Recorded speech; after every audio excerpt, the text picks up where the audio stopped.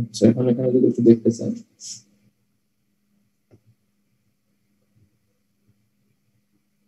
Selectable, এটা selectable ঠিকই আছে।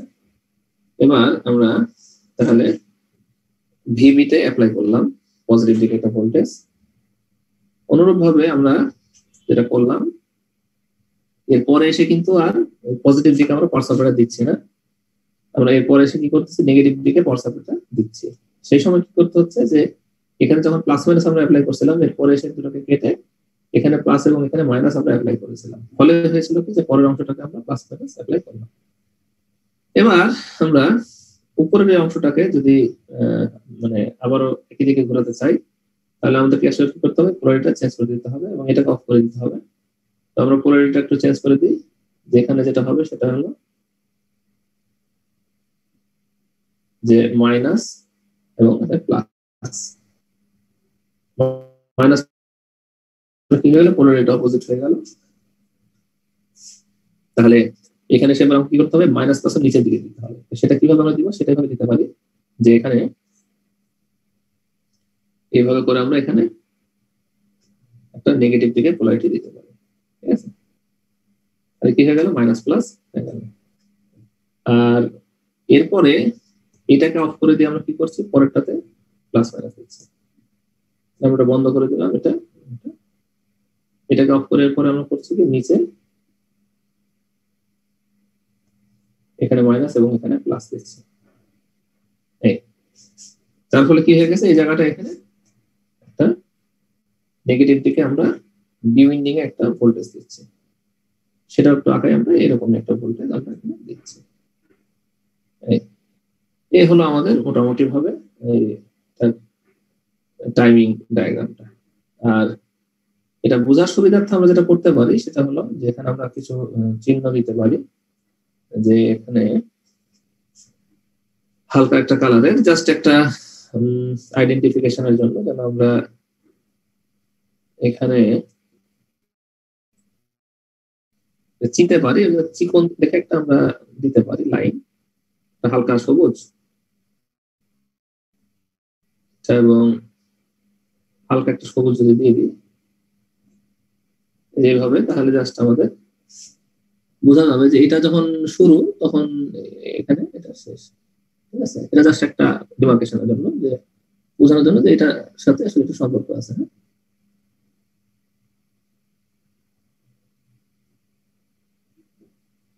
আচ্ছা, এটা মানে চলে আসলাম এখানে, এটার শুরু একটা শেষ, এবং এরকম আরেকটা নেই আমরা, ঠিক আছে।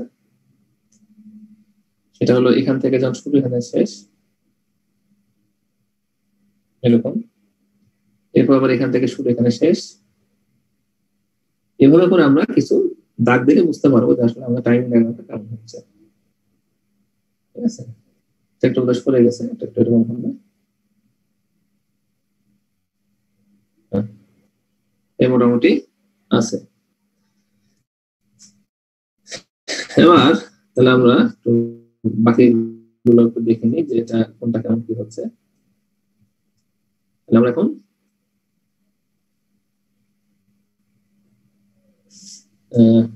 এই মাপগুলো যদি এখান থেকে যে দূরত্বটা, এটাকে যদি আমরা এ বলি, এখান থেকে যেটা দূরত্ব সেটা হচ্ছে আমাদের বি হচ্ছে, ঠিক আছে। এখন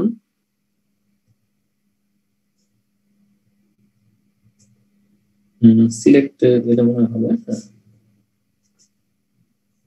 এটা হচ্ছে এ বরাবর এবং এটা হলো এ বরাবর।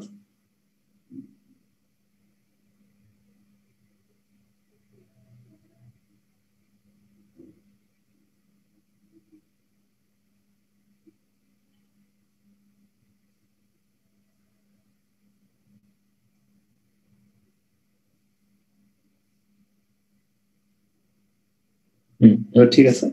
তাহলে এখানে এই দাগগুলো দেখলে আমরা ট্র্যাকিংটা করতে পারবো যে আসলে ঠিক মতো হলো কিনা। তো আমরা দেখতে পাচ্ছি যে এটা সবাই ঠিকই আছে, শুধুমাত্র এটা বোধহয় একটু সরে গিয়েছে। তো এই হলো ব্যাপার, এই এ, এটা বি, এটা সি, এটা হলো ডি, চারটা হলো এটা স্টেট। তো এই হলো ব্যাপার। আমরা এখন এই অনুযায়ী বাকিগুলো শেষ করবো যে কিভাবে কাজ করে আমরা দেখে নিই এখন। আর এটা একটু বড় হয়ে গেছে, এটা ঠিক আছে। এবার হ্যাঁ, এবার আমরা এখানে চারটা নাম দিয়ে দিচ্ছি, একটা হলো এ, একটা বি, একটা সি, একটা ডি। এগুলো আমরা হাতে লিখে দিতে পারি যে এটা হলো এ, এই টাইমিংটা হলো এ। এখানে যে আমরা সবুজ রঙের যে দাগটা দিলাম ওই বরাবরই চলে আসলো। আর এখানে হচ্ছে বি, এখানে হচ্ছে সি এবং এখানে ডি। এই এবিসিডি সিকোয়েন্সে আসলে এই যে এটা চলছে, এটা একটু আমাদের মনে রাখতে হবে যে এবিসিডি সিকোয়েন্সে চলছে। তো এভাবে আমরা এটাকে আসলে সিকোয়েন্সটা ইয়া করতে পারি। তো এটা বুঝলে আমরা আসলে যে কোনো রকম প্রবলেম সলভ করতে পারবো। তো এটা হলো টাইমিং ডায়াগ্রাম, এবং কোন টাইমিং ডায়াগ্রামে কি অ্যাচিভ হচ্ছে সেটা একটু বলে দিই। যেমন এবিসিডি এখান থেকে একটা সাইকেল কমপ্লিট হচ্ছে, এবং এই সাইকেল কমপ্লিটের ফলে কি হচ্ছে, সাইকেল কমপ্লিটের ফলে সে কত ডিগ্রি স্টেপ অ্যাঙ্গেল যাবে সেগুলো আমরা পর্যায়ক্রমিকভাবে আলোচনা করব। আচ্ছা, এখন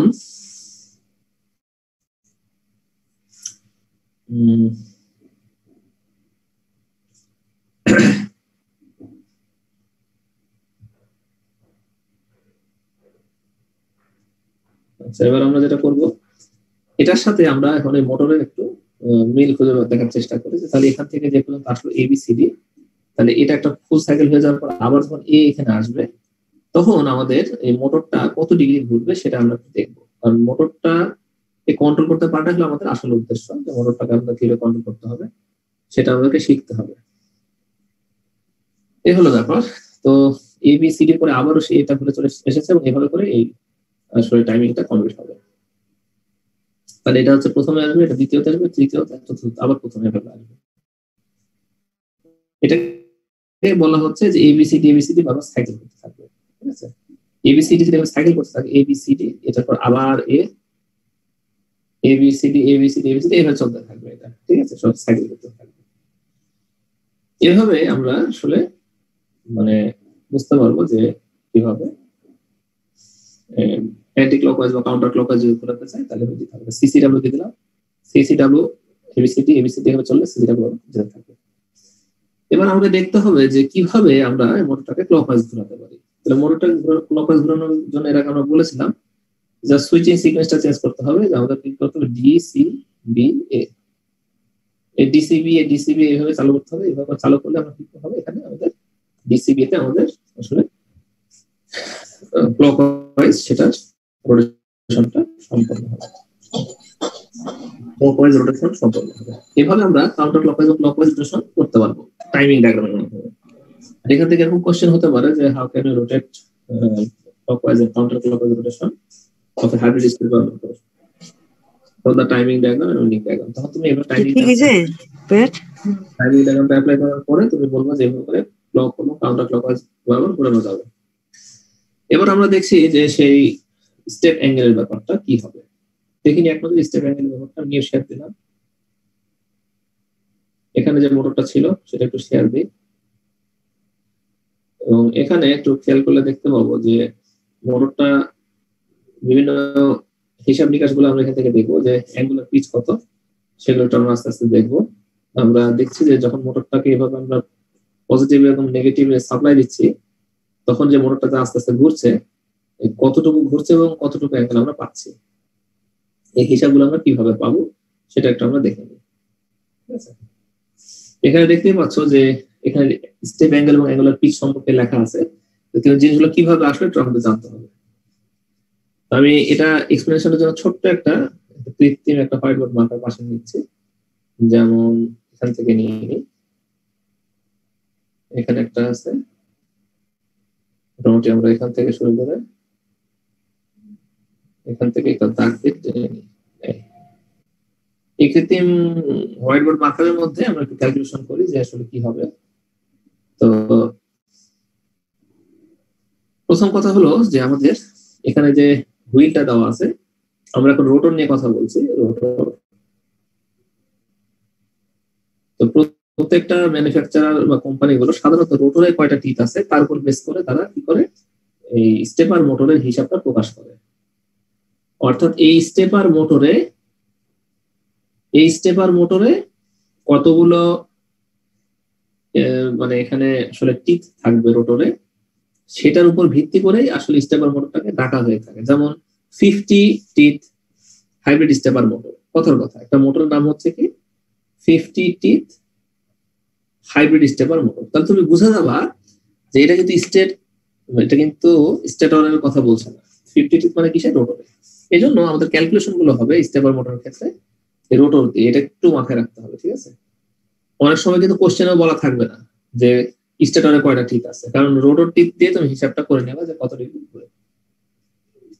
তাহলে এবার আমরা দেখে নিই রোটরের ব্যাপারটা, সেটা কিরকম।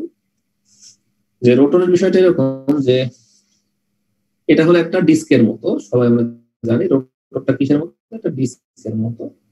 এটা ডিস্ক না বলে আমরা সিলিন্ড্রিক্যাল বলতে পারি, সিলিন্ড্রিক্যাল। এবং এটা জাস্ট একটা গিয়ার বা পিনিয়নের মতো, ঠিক আছে। গিয়ার বা পিনিয়নের মতো মানে কি, যেটা একটা খাঁজ কাটা চাকা বিশিষ্ট একটা রোটর, ঠিক আছে। আমরা এখানে একটু ঠিক করে নিই ছবিটা, এটা একটা রোটর। এই রোটরের মধ্যে কি আছে, এখানে দাঁত আছে, এরকম এরকম এরকম, ঠিক আছে, অনেকগুলো দাঁত আছে ছোট ছোট ছোট ছোট। এখন এগুলাকে আমরা বলতেছি টিথ।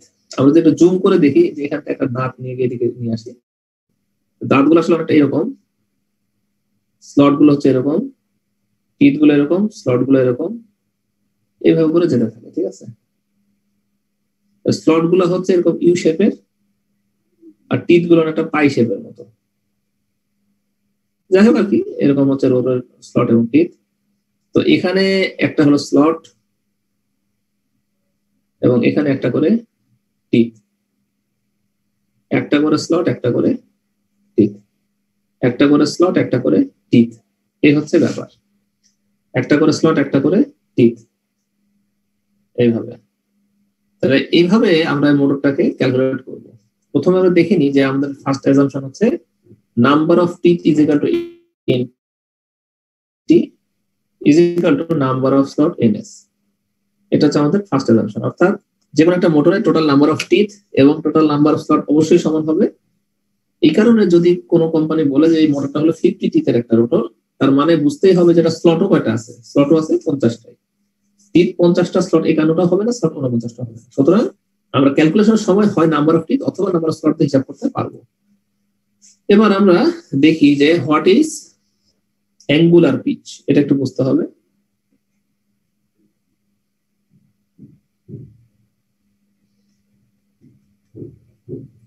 অ্যাঙ্গুলার পিচ আমি যদি একটা সংক্ষেপে এপি দেখে লিখি, এপি অ্যাঙ্গুলার পিচ, এপি হলো অ্যাঙ্গুলার পিচ, এটা সমান হলো 360 ডিগ্রি ডিভাইডেড বাই হলো 50 সমান সমান, আচ্ছা 50 কোথা থেকে আসলে এটা বলে দিই, এটা যদি ফর্মুলা না, ফর্মুলাটা হচ্ছে উপরে আমি লিখে দিই 360 degree divided by number of slot or number of teeth, number of slot or number of teeth, যে কোনো একটা দিলেই আমাদের হিসাবটা বের হয়ে যাবে। এখানে হচ্ছে এপি, এটা ইজ ইকুয়াল টু আবার কি হবে, এটা ইজ ইকুয়াল টু হলো 360 ডিগ্রি ডিভাইডেড বাই এনএস, ঠিক আছে।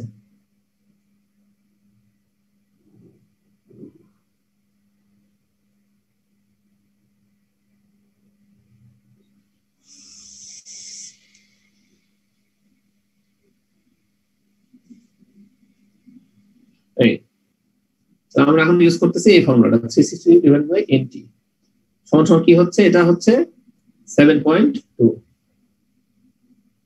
এবার আমরা আমাদের ক্যালকুলেশন বুঝে গেছি যে কিভাবে 7.2 টা অ্যাঙ্গুলার পিচ হলো। এখন আমরা এই ছবি থেকে বাকিটা বুঝতে হবে যে অ্যাঙ্গুলার পিচের যদি একটা উদাহরণ তোমরা দেখতে চাও, তাহলে আমরা এইভাবে বলতে পারি যে এখান থেকে মনে করো এখান থেকে এটা একটা টিথ এবং এই টিথের এখান থেকে একটা স্লট, ঠিক আছে। জিনিসগুলো কিরকম, এখান থেকে সোজা চলে আসবে, অথবা আমরা যদি এরকম করি যে স্ট্রেট লাইন নিয়ে নিই এখান থেকে, সেটা লেখতে আসবে এখান থেকে এই পর্যন্ত, ঠিক আছে। এরপরে আসবে আবার এখান থেকে এই পর্যন্ত, এই এটা আমাদের হবে কি, এটা আসলে এটাকে আমরা বলবো যে অ্যাঙ্গুলার পিচ, সংক্ষেপে হলো এপি।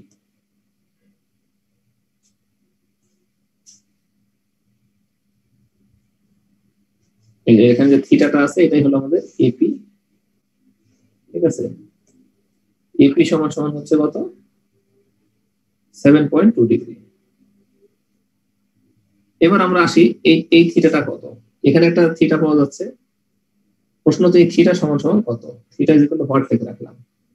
দেখতেই পাচ্ছ এটা একটা স্টেপ অ্যাঙ্গেল। স্টেপ অ্যাঙ্গেলে ভালো মতো দেখাই যাচ্ছে যে এটা একটা দাঁতের অর্ধেক পরিমাণ শিফট করছে। যে দাঁতটা এ পর্যন্ত আছে, এখান থেকে শুরু, এই দাঁতটা হয়েছে কি অর্ধেক পরিমাণ শিফট করছে। এখন অর্ধেক দাঁতে কত ডিগ্রি হয় সেটা জানলে আমাদের হয়ে যাচ্ছে।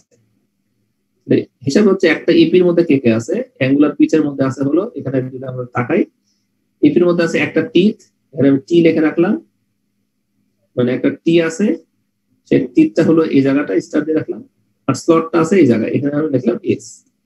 এপি সমান 1t প্লাস 1s, মানে টি প্লাস এস। টি প্লাস স্লট মিন্স একটা হলো অ্যাঙ্গুলার পিচ।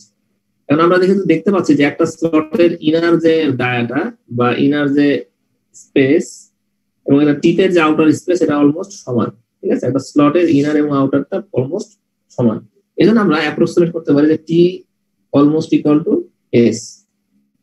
সুতরাং আমরা এসটাকে যদি রিপ্লেস করে দিই আমরা পাচ্ছি toys T.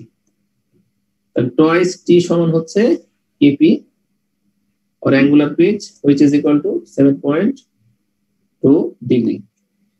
Therefore T is equal to 7.2 degree over T. So it means is equal to 3.6 degree, or T by 2 is equal to 3.6 degree over again 2 is equal to 1.8 degree. A হলো 1.8 degree. This is called step angle.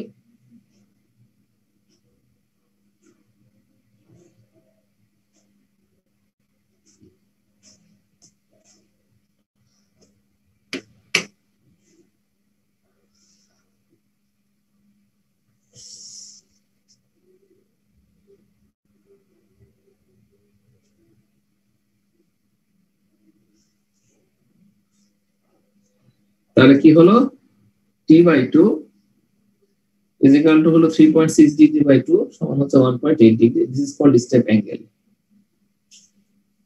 এই হলো ব্যাপার।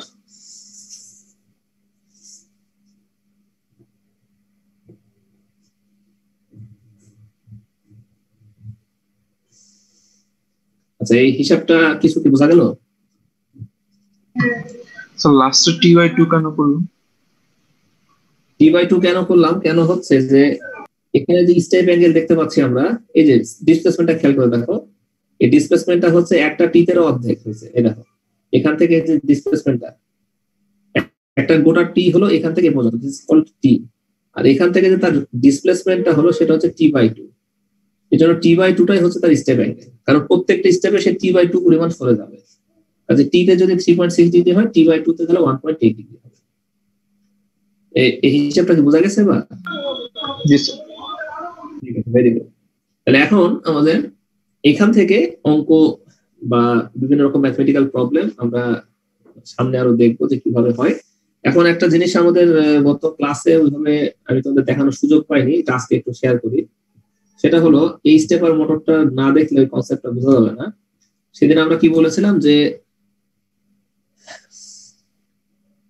Stepper মোটরের এটা হচ্ছে রোটরের মধ্যে, এটা হচ্ছে ফ্রন্ট এন্ড ক্যাপ, আর ব্যাক সাইডে ছিল ব্যাক এন্ড ক্যাপ। তো মুশকিল হলো আমাদের এটা 2D ভিউতে ব্যাক এন্ড এবং ফ্রন্ট এন্ড একসাথে ডিসকাস করাটা খুব ডিফিকাল্ট। প্র্যাকটিক্যালি এই রোটরটা দেখতে হচ্ছে এরকম হয়, এবং এখানে যে হোয়াইট কালারের যে মাথাগুলো দেখতে হচ্ছে, যে হোয়াইট গুলো আমি লাল রঙের দাগ দিয়েছি, লাল গুলা এগুলো হোয়াইট, এগুলো হচ্ছে টিথ, ঠিক আছে। তাহলে আমি টি ইজ ইকুয়াল টু ডাব্লিউ লিখলাম। টিথ গুলো হচ্ছে হোয়াইট কালার দিয়ে রিপ্রেজেন্ট করা হয়েছে, আর যেটা স্লট, সেই স্লট গুলোকে গ্রিন কালার দিয়ে রিপ্রেজেন্ট করা হয়েছে। আমি দেখাই দিচ্ছি তোমাদের, যেমন যে টিথ গুলোকে যে হোয়াইট কালার দিয়ে রিপ্রেজেন্ট করা হয়েছে তার প্রমাণ হচ্ছে জাস্ট এদিকে তাকাও, এদিকে তাকালে দেখতে পাবে যে টিথ গুলো হোয়াইট আর স্লট গুলো হচ্ছে গ্রিন। দেখো স্লট গুলো হচ্ছে গ্রিন, এটা বোঝার জন্য দেখতে হবে এই দিকে, এই যে দেখো স্লট গুলোর ভিতরে গ্রিন করা আছে, তো ভালো করে খেয়াল করে দেখতে হবে সবগুলো স্লট হচ্ছে গ্রিন, সবগুলো টিক হচ্ছে white, green white, green for slot, tick white for tick. এবার দেখো যে ফ্রন্ট এন্ডের আমি এখানে এফ লিখে রাখলাম, এটা হচ্ছে ফ্রন্ট এন্ড ক্যাপ, আর লাস্টের এদিকে আমি back end cap B E C, front end cap যেটা এফ ই সি, যেটা এইদিকে কি হয়েছে, এদিকে যে হোয়াইট পার্টটা আছে এটার সাথে অ্যালাইন হয়ে আছে ওইটার গ্রিন পার্টটা। এটার মানেটা কি? এটার মানে হলো এটার যেখানে টিপ থাকবে ওইটার সেখানে স্লট থাকবে, এটার যেখানে স্লট থাকবে ওইটার সেখানে টিপ থাকবে। একটু ভালো করে খেয়াল করলে বুঝতে পারবে। তার মানে হলো এটা অপোজিট ফেজে বসানো আছে, অর্থাৎ দুইটা গিয়ারের মতো দেখতে অবজেক্ট একটার সাথে একটা লেগে থাকবে এবং এটা একটু ফেজ শিফটেড থাকবে অ্যাঙ্গুলার ভাবে, একটা স্লট এবং একটা টিথ এভাবে করে তারা কি থাকবে পরস্পর থেকে একটা দূরত্ব রেখে থাকবে, এবং ঠিক স্লট বরাবর ফ্রন্ট এন্ড ক্যাপের স্লট গুলোর সাথে ব্যাক এন্ড যে ক্যাপ সেটা টিপ গুলো অ্যালাইন থাকবে, আর ব্যাক এন্ড যে ক্যাপ গুলোর স্লটের সাথে ফ্রন্ট এন্ড ক্যাপের টিপ গুলো অ্যালাইন থাকবে। এই হচ্ছে কনসেপ্ট। এটাকে বোঝানোর জন্য আমাকে আলাদা একটা ছবি আনতেছে, কারণ এটা সেদিনকার মৌখিক কথা হয়তো অনেকের কাছে ক্লিয়ার হয়নি, কারণ তোমরা ভিডিওর শেষের দিকে নিশ্চয়ই দেখে থাকবে যে এখানে কিভাবে এক্সপ্লেন করা হয়েছে।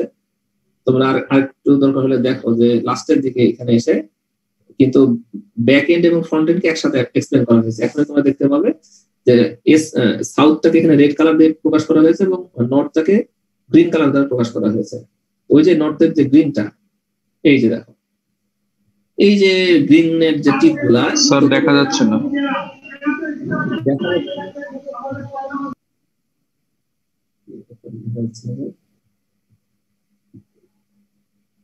দেখা যায় কিনা? জি স্যার দেখা যাচ্ছে।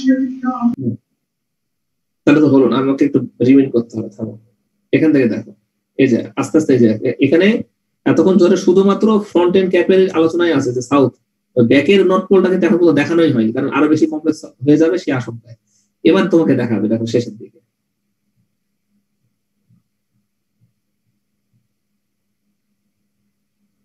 এই যে গ্রিন, এই গ্রিন আসলো কোত্থেকে? ওই যে নর্থ ক্যাপ টিপ যেটা ওই ব্যাক সাইডে ছিল।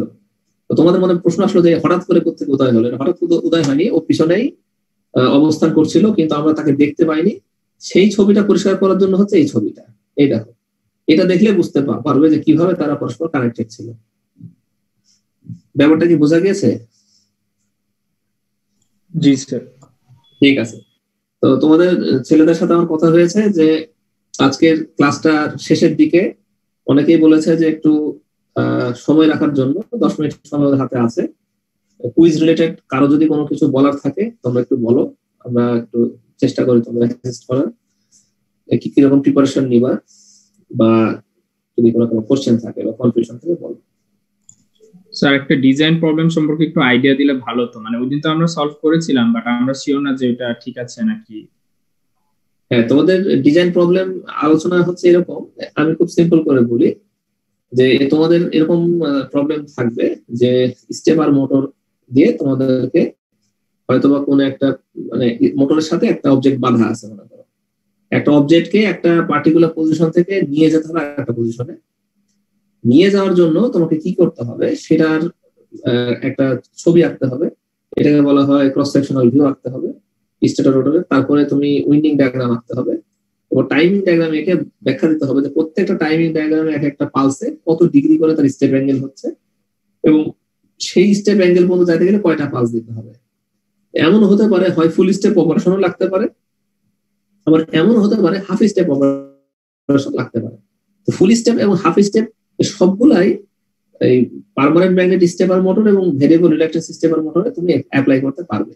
শুধু তাই না, তুমি চাইলে ইউনিপোলার ড্রাইভার দিয়েও কাজ করতে পারবে, বাইপোলার ড্রাইভার দিয়েও কাজ করতে পারবে, দুই ভাবেই করা যায়। এগুলো একটু জাস্ট তোমাকে দেখে রাখতে হবে। আর হাইব্রিডটা তো আমাদের আলোচনার বাইরে এখনো, তো তাও তোমাদের জানানোর জন্য বলে রাখতেছি যে হাইব্রিড স্টেপার মোটর রিল্যাক্টেন্স এবং স্টেপার সবার ক্ষেত্রেই ফুল স্টেপিং, হাফ স্টেপিং এবং মাইক্রো স্টেপিং সমভাবে প্রযোজ্য। আমরা যদিও মাইক্রো স্টেপিংটা আলোচনা করিনি, কারণ হচ্ছে মাইক্রো স্টেপিংটা এই হাইব্রিডের মধ্যেও হয়, এর জন্য মাইক্রো স্টেপিংটা আমরা এখন আলোচনার বাইরে রাখছি। হাইব্রিডটা শেষ হয়ে গেলে আমরা নেক্সট উইকে মাইক্রো স্টেপিং নিয়ে পড়াশোনা করব। তো খুবই সিম্পল, মানে কোনো কমপ্লেক্সিটি আলোচনা বা চিন্তা করার দরকার নেই। তুমি জাস্ট স্টেপ অ্যাঙ্গেল বের করা শিখবা, টাইমিং ডায়াগ্রামটা বের করা শিখবা, এবং একটা পালসের ক্যালকুলেশন কিভাবে করতে হয়, কত মিলি সেকেন্ড পর পর পালস দিলে কত আরপিএম পাওয়া যাবে, এই জিনিসগুলো জাস্ট একটু তোমরা প্র্যাকটিস করে রাখবা। আমি তোমাদের বলেই দিলাম যে এই টাইপেরই থাকবে, তোমরা গ্রুপ ডিসকাশন করবা। গ্রুপ ডিসকাশন করলে পারস্পরিক এই কনসেপ্ট গুলো আরো ক্লিয়ার হয়ে যাবে। এবং তোমরা চাইলে একটা কাজও করতে পারো, যে আরবিট্রারি কিছু অ্যাঙ্গেলের জন্য প্র্যাকটিস করে রাখলে, তোমাকে বলে তুমি 100 ডিগ্রি ঘোরাবে একটা অবজেক্ট, এই পজিশনে দেওয়া আছে এক্স অ্যাক্সিস এর সাথে, ওকে ঠিক 100 ডিগ্রি ঘোরাতে হবে, ক্লকওয়াইজ ঘোরাতে হবে, অথবা বললাম অ্যান্টি ক্লকওয়াইজ ঘোরাতে হবে, তো সেভাবে করে তোমাকে ঘোরাতে হবে। আবার এমনও বলতে পারি যে ক্লকওয়াইজ 100 ডিগ্রি ঘোরাতে হবে, তারপর আবার কাউন্টার ক্লকওয়াইজ 50 ডিগ্রি ঘোরাতে হবে, ঘোরাই ওই পজিশনে রাখতে হবে। তাহলে তুমি করবা কি, সেইভাবে করে টাইমিং ডায়াগ্রামে অ্যাপ্লাই করবা। এইটাই আমরা দেখবো যে তুমি এই কোর্সটা পড়ে স্টেপার মোটরকে তুমি প্র্যাকটিক্যালি ইউজ করতে পারো কিনা, এইটা হচ্ছে তোমার দক্ষতা। বুঝতে পারছো তো? এখনো তোমাদের ডিজাইন প্রবলেম দিচ্ছে না, এগুলো ছোট ছোট ম্যাথমেটিক্যাল প্রবলেম। ম্যাথমেটিক্যাল প্রবলেম গুলো আমরা প্র্যাকটিস হয়ে গেলে আরো বেশ কিছু নলেজ আমাদের হয়ে যাবে, তখন আমরা ডিজাইন প্রবলেম করতে পারবো। এখনো এগুলো ডিজাইন প্রবলেম আমরা ঢুকি নাই, এখন জাস্ট আমরা প্রাথমিক একটা ধারণা নিচ্ছি সব মোটরগুলো সম্পর্কে। ঠিক আছে, এরপর সামনে আমাদের আরো ম্যাথমেটিক্যাল আলোচনা আসবে এবং অ্যাপ্লিকেশনের উপর আমরা আরো ফোকাস দেবো নেক্সটে। তার আগে আমাদের এটা একটা বেসিক ধারণা থাকতে হবে। তো বুঝতে পেরেছো ব্যাপারটা, কিভাবে প্রিপারেশন নিতে হবে? মানে এখানে কোনো মুখস্থ বিদ্যার কোনো ব্যাপার না, জাস্ট একটু বুঝতে হবে। তোমাদের সাইট গুলো দিয়েছে, ওগুলো একটু দেখবা, ক্লাস লেকচার গুলো একটু দেখবা, তাহলে দেখবা যে সহজে বুঝতে পারছো। ঠিক আছে স্যার, কয়টা কোশ্চেন থাকবে? আর কোশ্চেন খুব বেশি হলে 2টার বেশি তো যাওয়ার ইচ্ছা নেই। আর টাইম তো বলে দিয়েছি 5:55 থেকে শুরু, আর শেষ হচ্ছে 6:25। ঠিক আছে, তো 20 মিনিট টাইমের মধ্যে শেষের 10 মিনিট তো আপলোডিং এর জন্য দিয়ে রাখতেছি। আগের মতো করেই জাস্ট তোমরা ছবি তুলবা, ছবি তুলে পিডিএফ করে দিয়ে দিবা, আপলোড করে হয়ে গেল। আর কনফার্ম হয়ে নিবা যে সবাই কি এনরোল করা আছে কিনা গুগল ক্লাসরুমে। তো কনফার্ম হয়ে নিলে সুবিধা হবে। স্যার, আপলোডিং টাইমে যদি কোনো প্রবলেম হয় তাহলে কি ইমেইলে দেওয়া যাবে? তাহলে তুমি ফোন দিবা, আমাদের টেলিফোন নাম্বার তো আছে সবার কাছে, টেলিফোনে ফোন দিয়ে জানাতে হবে। ঠিক আছে তো? তবে তোমরা সবাই ফোন দিবা না, তোমরা যেটা করবে আমার হোয়াটসঅ্যাপ নাম্বারে আমাকে মেসেজ দিয়ে রাখবো। আমার হোয়াটসঅ্যাপটা সবসময় খোলা থাকে। তোমরা টেলিফোন দিলে হবে কি, আমার তো ইন্টারনেট ডিসকানেক্ট হয়ে যাবে, কারণ আমার টেলিফোন দিয়েই আমি তোমাদের ক্লাস নিই। এই টেলিফোন দিয়েই হচ্ছে ল্যাপটপের সাথে কানেক্ট করা আছে, মানে আমার ইন্টারনেট ডিসকানেক্ট হয়ে গেলে আমার সমস্যা হবে। এই কারণে তোমাদের যদি কারো কোনো কোয়ারি থাকে, তোমরা আমাকে হোয়াটসঅ্যাপে মেসেজ দিতে পারো, হোয়াটসঅ্যাপে কলও দিতে পারো। তবে মানে সিম কার্ডে কেউ কল না দিলেই ভালো, সিম কার্ডে কল দিলে তো নেটওয়ার্ক ডিসকানেক্ট হয়ে যাবে। বুঝতে পারছো? তখন তো সবারই সমস্যা হয়ে যাবে, নেটওয়ার্ক ডিসকানেক্ট হয়ে যাবে। ব্যাপারটা বুঝতে পেরেছো? জি স্যার। স্যার, আমরা যখন মানে আপনি যদি একটা ডিজাইন প্রবলেম দিলেন যে এত ডিগ্রি অ্যাঙ্গেল ঘোরাতে হবে, যেটার জন্য আমার একটা ওয়াইন্ডিং ডায়াগ্রাম, টাইমিং ডায়াগ্রাম আর ড্রাইভার সার্কিট আঁকতে হবে। স্যার, এই জিনিসগুলো আঁকার পর কি আবার আমাকে ব্যাখ্যা করে দিতে হবে যে কিভাবে কি কি কাজ করতেছে পুরো? ব্যাখ্যা দিতে হবে কে? তোমার আঁকানো থাকলে মনে করো তোমাকে ব্যাখ্যা যেগুলো দিতে বলবে সেগুলো ব্যাখ্যা দিবা, অনর্থক ব্যাখ্যা দিবা কেন? ধরো তোমাকে বললো যে তুমি এই জিনিসটা সংক্ষেপে এক্সপ্লেন করো, সেটাই এক্সপ্লেন করবা। আদারওয়াইজ কোনো কিছু নিজে থেকে এক্সপ্লেন করতে যাবা না। কোশ্চেনে যদি এক্সপ্লেন চায় তবে এক্সপ্লেন করবা। বুঝতে পারছো ব্যাপারটা? কারণ তোমার টাইমিং ডায়াগ্রাম দেখলে তো বোঝা যাবে যে তোমার মোটরটা কাজ করবে কিনা। বুঝতে পারছো ব্যাপারটা? আর দ্বিতীয় কথা হলো, যখন এক্সপ্লেনেশন দিতে বলবে তখন টাইমিং ডায়াগ্রামও দিতে হবে, আবার এক্সপ্লেনেশনও দিতে হবে। এক্সপ্লেনেশনে তোমাকে বলতে হবে তোমার ওই টাইমিং ডায়াগ্রামটা কোথায় তুমি অ্যাপ্লাই করলা, তারপরে ড্রাইভার সার্কিট দিয়ে কিভাবে কানেকশনটা দিলা, যার ফলে মোটরটা কিভাবে ঘুরলো, ওইটা তুমি তখন লিখে দিবে ওইভাবে। এই তো, আর তো কিছু না। মানে যদি কোশ্চেনে এক্সপ্লেনেশন চাই তবে দিবা, আর না হলে দিবা না, এটাই আমি বলতে চাচ্ছি। মানে নিজে থেকে মানে এমনি মেলা জিনিস লিখে রেখে দিবা না। ধরো তোমাকে আমি চাইলাম যে তুমি অমুক জিনিস একটা উইন্ডিং ডায়াগ্রাম আঁকা, আর তুমি করলা কিছু বড় একটা অ্যান্সার দিয়ে বসে থাকলা, ওটার দরকার নেই। ক্লিয়ার? বুঝতে পেরেছো ব্যাপারটা? জি স্যার। আর খুব বড় কোশ্চেন তো হবে না, ছোট কুইজ মানে ছোট কোশ্চেন। একটা পেজ নিবা, পেজ নিয়ে লিখে পিডিএফ করলা, যে ক্যাম স্ক্যানার দিয়ে করলে ভালো, ক্যাম স্ক্যানার দিয়ে করলে ছোট্ট সাইজ আর পিচি সাইজ সুবিধা হয় এটাতে কাজ করতে। এরপরে তুমি সেটাকে জাস্ট আপলোড করে দেবা, এই তো শেষ তোমার কাজ, আর কিছু। আর খাতার উপরে অবশ্যই তোমার রোল, হ্যাঁ, বা আইডি নাম্বার, যেটা সেকশন, এটা তো লিখতেই হবে। প্রত্যেকেই নামটা অবশ্যই লিখবা, নাম, রোল এবং সেকশন গুলো যেন ঠিক মতো থাকে, আর ডেট। হ্যাঁ, এই 4টা ইনফরমেশন যেন অবশ্যই থাকে, নাম, রোল, সেকশন, ডেট, ব্যাস, এই হয়ে গেল। এভাবে তো আপলোড করে দেবে। ঠিক আছে তো? এই কথাই থাকলো তোমাদের সাথে। আর কারো কোনো পয়েন্ট আছে কোনো আলোচনা? ঠিক আছে, তাহলে সিআর কি কালেক্ট করেছো আমাদের আজকে অ্যাটেন্ডেন্স? না স্যার এখন করছি। ঠিক আছে, অ্যাটেন্ডেন্স মধ্যে এখন হাইয়েস্ট আছে 30 জন আছে, 29 ছিল। এখন এই অ্যাটেন্ডেন্সটা নিয়ে নাও, তোমার অ্যাটেন্ডেন্স হয়ে গেলে আমাকে বলবে, আমি তখন কেটে দেবো।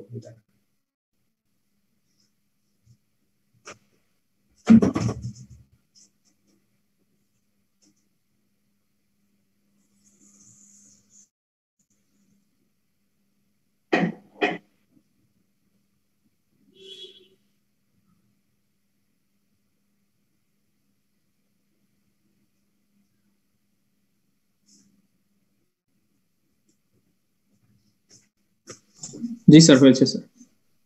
ঠিক আছে, থ্যাংক ইউ তোমাদের, বেস্ট অফ লাক। আশা করি সবাই ভালো করবে পরীক্ষায়। তো বিদায় নিচ্ছি তোমাদের কাছ থেকে। আসসালামু আলাইকুম। আসসালামু আলাইকুম। ওয়ালাইকুম আসসালাম।